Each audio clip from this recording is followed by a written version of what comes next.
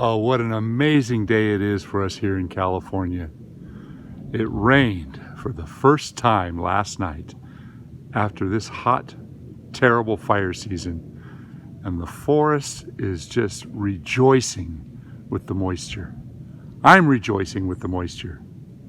And you thought I was going to talk politics.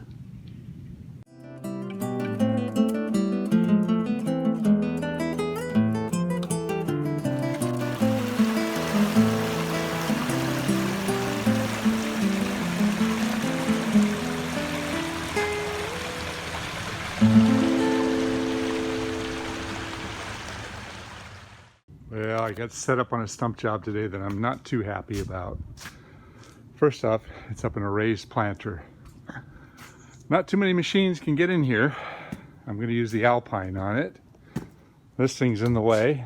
I guess I could work from the corners there. But actually, it's a considerably large, really hard flowering pear. These things are like rock. There's a little bit of decay in the middle, which I'm hoping for. But speaking of rocks, shit, God, I can't believe this. This is, I mean, before I do anything, I gotta dig and dig and dig and dig. Oh God, I gotta dig everything out of here. These things will go back at you like bullets, tear up your teeth, just make a mess of everything. And I'm imagining, because this is in a raised planter, oh, there's irrigation.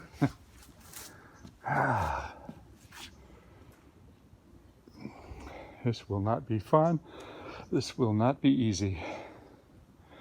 I sure hope she bid it high enough. You know, after quite a bit of digging and using the blower around the edges, I think I'm getting close. But as you can see, the rocks are still coming up. They just come and come and come and come. So I'm going to use the Hodges on this, and I think what I need to do is kind of carve it from the inside out and work my way down. And then ultimately they're going to have to go in here with a pick and keep picking and picking and picking and getting down to the last little bits, because a lot of this stuff out here I can't really grind unless I empty this whole containment and start over, which I'm almost to the point where I'm going to say that this is a stump that you should hire laborers on and dig it out, and dig out everything that's in here and start fresh, make this a great big pot. But that would be one hell of a job.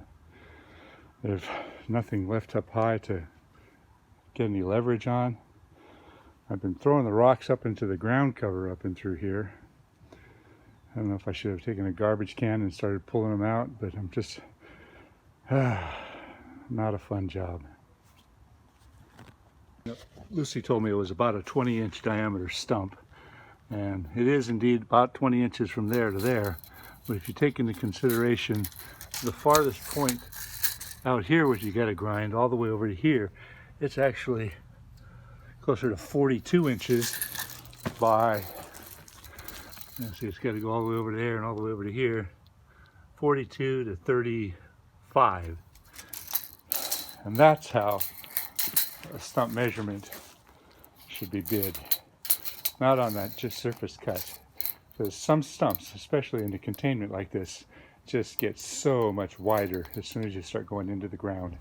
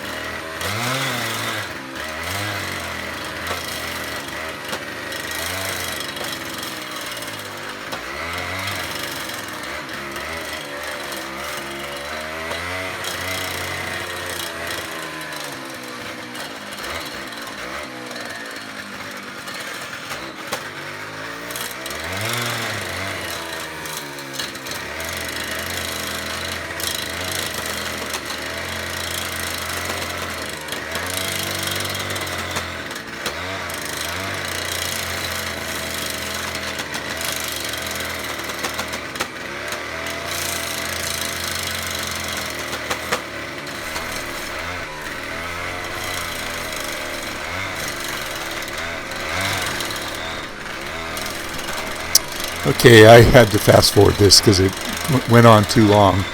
But at the end of this, I'm going to tell you exactly how long I spent grinding this stump, because I had the camera running, so I had a stopwatch going. Well, let's talk a little bit about this machine. It's called the Alpine stump grinder. I think the new one is called the Alpine Magnum. I've owned this machine for better than 15 years, and it has become a real valuable asset in my arsenal of tools. Now, a lot of people look at it and they kind of laugh and they poo-poo it and say, oh, that's not a real stump grinder. But it truly is a real stump grinder, but it has specific stumps that it will do that are much better than any other stump grinder out there. I mean, you saw me. I lifted it up into this planter. I've carried this thing into complicated areas. I've wheeled it through houses. And it is a workout. I give you that. There's a technique to using this stump grinder. Instead of going back and forth, you go up and down. And with all the rocks on this particular stump, I kind of had to work my way into the middle where it was more rotten, and kind of worked hollowing it out. So I was spending all my time grinding the wood and not the rocks, which would have dulled the teeth. Now, the teeth look very much like a chainsaw tooth. They've got a kind of a depth gauge in front. Some people call it a raker, but that prevents it from grabbing and pulling it too far. And you do have to sharpen it often. Fortunately, it's not a difficult job to sharpen it up, and the teeth are not too expensive. It's only got 6 teeth. But yeah, like I said, I wanted to speed this up. You can kind of get an idea of how I work it. It's a great tool for the types of jobs that other stump grinders just can't get to. So I give my hats off to the guy that invented this, guy named Keith, and he's up in Washington State. And if you give the guy a call and you're interested in one of his machines, I think they're booked out for a long time, so you might not get it real fast. But more than likely, you'll get Keith that answers the phone, and you can talk to him about it. He's very knowledgeable and will give you lots and lots of info. And he has other stump grinders as well. He does a stump grinding business, so he's not just a manufacturer. He also understands our line of work. So I'm just about done here. I'm going to get this thing out of here. I needed to kind of blow things off and get things back in good order. Ran out of gas there. Start to finish, it's just over 8 minutes, believe it or not.